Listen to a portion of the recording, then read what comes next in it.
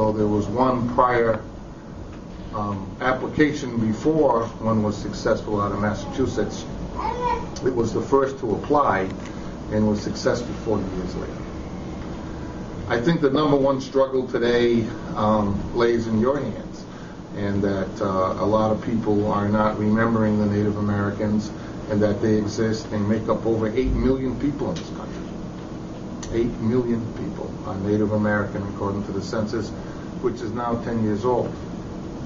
So the new census, they're expecting that number to double. Of that number that may double, there were over 4 million that were Indian only. Indian only, which means no other ethnic group. Now, does not mean that there are not mixed bloods, but in the way that they track their genealogical blood quantums, they can marry back in and the quorum begins to return. So there's quite a significant amount of Native people in this country. Everything that the United States is was taken from Indian people in this country, and so some of the comments you heard earlier are very accurate, and including the development of Congress, consultation, and what is slowly happening in this country is that women are beginning to be head of household across the United States. 53% of the total workforce in this country is female, and as you see in Congress, we enjoy a female Speaker of the House, which is more powerful than the President of the United States. So the Indian values are climbing, they're moving forward, but the identity or people whom remember them is shrinking. When I say Native American or Indian, you know, what is an image that comes to your mind? You know, usually it is a Native American in leather clothing, air canoe, or a romantic field, or something that was imaged in your mind because of the snapshot in time that froze us. I am none of those things. I have a plasma TV, just like you. I enjoy all those things, and perhaps the person whom is checking out your groceries or is helping you at the doctor's office or something like that is Native American as well. We are very well-educated people and are moved in society and have intermingled very well.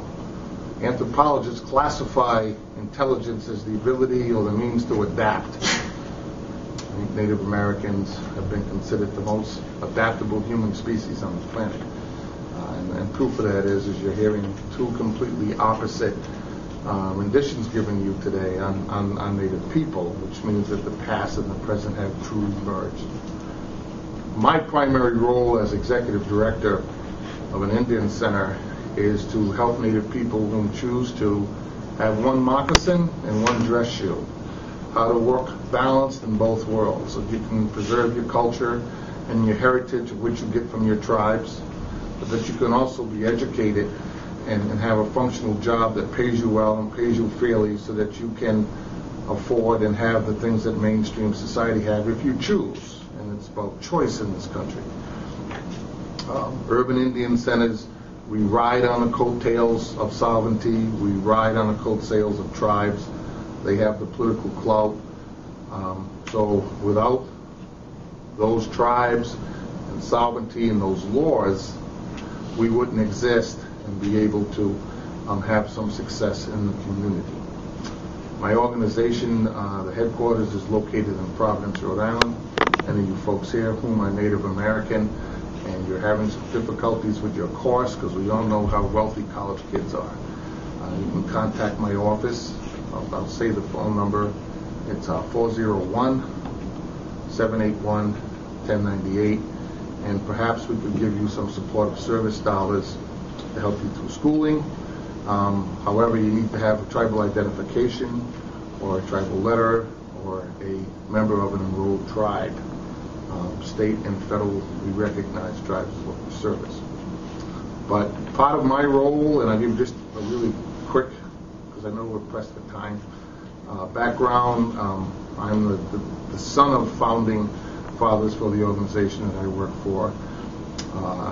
The chairman of that organization, called the Rhode Island Indian Council, was a gentleman by the name of Ferris Dove. whose wife is here and daughter is in the back, who hired me on to do maintenance work and weatherization work in that center many moons ago, back in 1984 or something like that. Most of the founding people there passed away, and the remnants of it are now over 4 states wide. I worked out of the White House for a 2-year period developing Indian policy for urban Indian centers. It was called the National Urban Indian Policy Coalition. And what we did was we made recommendations to OMB on how best to run programs and policies and things to benefit Native Americans. OMB is the rule makers for this country. Pretty much everything that we touch here or has a rule, or like the Paper Reduction Act and all of that, comes out of OMB.